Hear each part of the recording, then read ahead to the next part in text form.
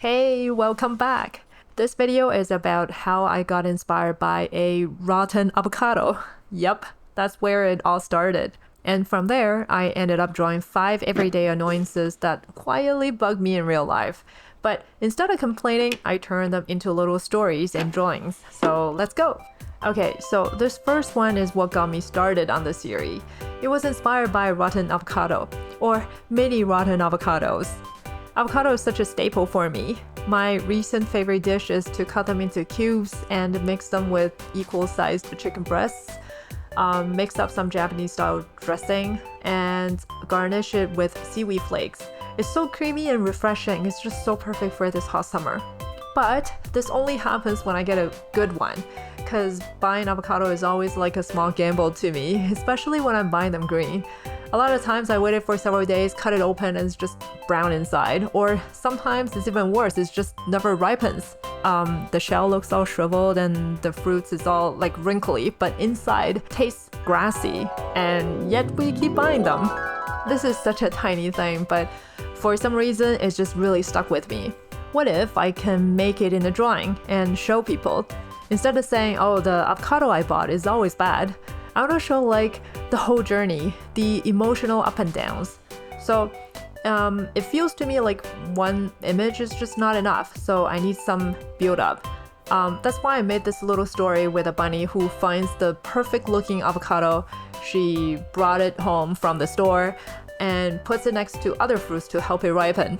Well, that's what I usually do, because I read somewhere that fruits gives off gas that helps ripening or something. Anyway, she takes good care of it, she waits patiently, but finally when she opens it, it's brown inside. So she's just really disappointed and threw it out in the garbage. But our bunny bounces back really quickly. She marched happily to the avocado shop to try again. It's just part of the eternal avocado loop. For the coloring, I used a thicker marker paper this time, so I was able to sneak in some watercolor for the background. I really like it because it gives that soft, moody feel. I still find markers kind of harsh, or maybe I'm just not used to it, and maybe I just don't have enough pale colors. Watercolor mixing just feels easier and more natural to me. I also tried to make the line art more readable, so I thickened the outlines here and there. I always get worried people will look at it and be like, wait, what's going on here? What are you drawing? What are you trying to say? But I think this one turned out kind of nice. Definitely better than my older stuff. I think the paper helped a lot. I didn't really research marker techniques, I just jumped in. And yeah, it turns out paper matters, just like with watercolor. So I really love how this turned out, especially the first and last panel. And telling this tiny everyday story through drawing just gives me so much joy.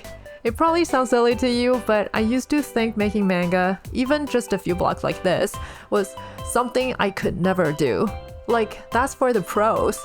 I admire manga artists so much, I've been putting them on pedestals, and I always tell myself, like, who am I even to try this? But you know what? That's not really true. I just had to give myself permission to make something crappy, and maybe, over time, hopefully it'll get better. But even if it doesn't, who cares? The joy of taking this small silly thought like I enter this rotting avocado loop and turn it into a drawing that I can share and say, hey, do you feel this too? That's the real reward. It's so much fun and so fulfilling. Here comes the next one. After getting all excited making that one-page manga, this next idea didn't really fit in that style.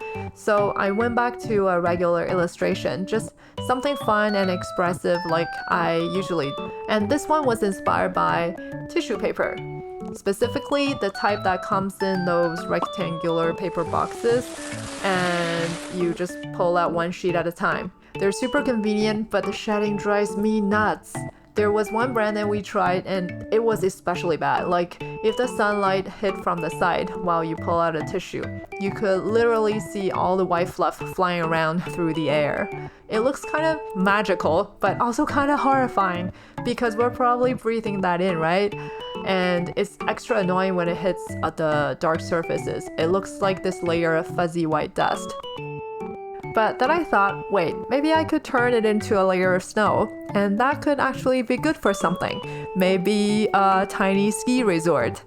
I've only gone skiing and snowboarding a couple of times, even though I've been living in Canada for so long. It was super fun. The wind, the speed, the fresh air. But now I'm older and I'm more into drawing and painting. I don't go anymore. I just didn't want to risk injuring my hands and wrist. I'm just being careful. So now I mostly do home workouts and just to stay healthy. It's one of those trade-offs I made to spend more time on art. Anyway, I still daydream about it sometimes, because skiing down soft and powdery slopes and bundled up in those gears is just so cool. So I thought of this idea of drawing a tiny ski slope made of tissue fluff and filled it with bunnies. I could have drawn people too, but lately I've been obsessed with drawing these little bunnies. I see them almost every morning on my walks and they're just so cute. And I love drawing their ears really long because it's kind of like drawing hair. They add a lot of motions and expression, which is really fun to play with. I also tried something different with the colors this time. I limited myself to just 3 colors, a soft pink, a calm looking green, and this light blue that works really well for shadows for white stuff, in this case the tissue shadows. I'm really into green lately, it just feels so soothing to look at. So I added those leaves in the background and then let them fly everywhere. And the soft pink just makes everything feel so dreamy and a little bit magical. And instead of outlining everything, I played around with using patterns and textures of the markers, like the little grooves in the snow or the designs on the tubes and the masking tape. I wanted to feel playful and not too polished. That being said, I really regret coloring the fingers in that shaded pink. It totally looks like this poor person had like frostbite or sunburn or something. Definitely something I fix if I ever remake this. And if I redo it, I'd do it on a darker paper so that I could add the falling snowflakes that could really pop. But for now, I'm letting this go, because I'm also trying really hard not to let the perfectionism get in the way. I tell myself these are just sketches to get the ideas out, and I can always go back and refine them later. Either way, it's about capturing these small annoyances and turn them into something a little bit whimsical. And that is much more satisfying than making a perfect drawing. After finishing the first 2, my brain just wouldn't stop. I had so many ideas popping up. I guess this just means I have too many things that annoys me. But anyway, for this next one, I went with the doodle style. It helps to lower the pressure and I can put many variations of this idea in one. This is actually how I usually draw in my sketchbook. It's messy, it's pretty fast, and really fun. Do you want to guess what my annoyance is for this one? It's something you do every day. Probably multiple times. Yep, squeezing the toothpaste. But the annoying part isn't the squeezing itself, it's the last bit near the end. I'm frugal, so I always try to squeeze out every single last bit. But it's so hard to get it all out, especially when the tube is soft and bouncy and doesn't hold its shape. I also don't want to rub it along the edges of the sink or counter because I don't want to leave any weird marks. I actually have this little tool that I use for squeezing paint tubes. It's good for toothpaste too. And that's how I got inspired to draw this little bunny. He's twisting his ears like this tool. Then I just let my imagination go wild. What if all sorts of animals were helping me to squeeze out that last bit? So I turned it into this chaotic little scene. To make this whole thing more lively, I added big bold words. I really love drawing text, playing with the letter shapes and making them part of the illustration, and I think it makes the whole drawing feel more complete and more fun to look at. I used to be really shy about including words for my drawings because it feels really personal. Like I was showing too much of what I think or feel, but then I realized how much I love when other artists add silly thoughts or doodles into their work. It always makes me smile. So I figure, why not reciprocate? Maybe it's something silly or dumb or weird, but maybe someone could connect with it, or at least laugh a little.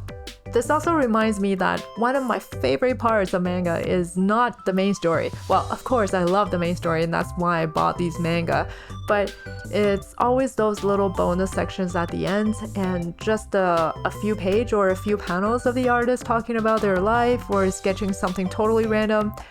Those little drawings always gets my attention. Whenever I get a new book, I always hunt for these things. It feels like finding a little hidden treasure. They're always so honest and funny, like getting a peek behind the curtains at the artist's real life. And for the colors in this one, I started with orange as the main color and added green for the classic minty toothpaste stripe. But after I finished it, it feels a little bit off. I guess it's too much orange and it's not very balanced because there's not enough green to counter it. But I didn't want to start adding green everywhere either because I want the toothpaste to stand out. So I brought in some blue to balance things out, and it worked. The drawing is now much more balanced and harmonized, and the impact is pretty strong. This style is pretty new to me, but I'm really enjoying it, and I'm gonna try again in the future. This next annoyance is genuinely annoying, like really. It's when the bottle opening drips. I don't know if anyone else is bothered by this as much I am, but I have this mini OCD thing about keeping bottle openings clean. I can't stand it when sauce or paste or whatever drips like dries up around the cap and gets stuck in those grooves. It just bothers me. So the problem is many bottles are just terribly designed. Doesn't matter how carefully you pour, it still somehow leaks down the side. So I always keep a little piece of paper towel on hand, like it's part of the process now. Pour, wipe, cap. It's automatic. That said, there are a couple of bottles that get it right. There's this little sesame oil bottle and the soy sauce bottle I use. They never leak.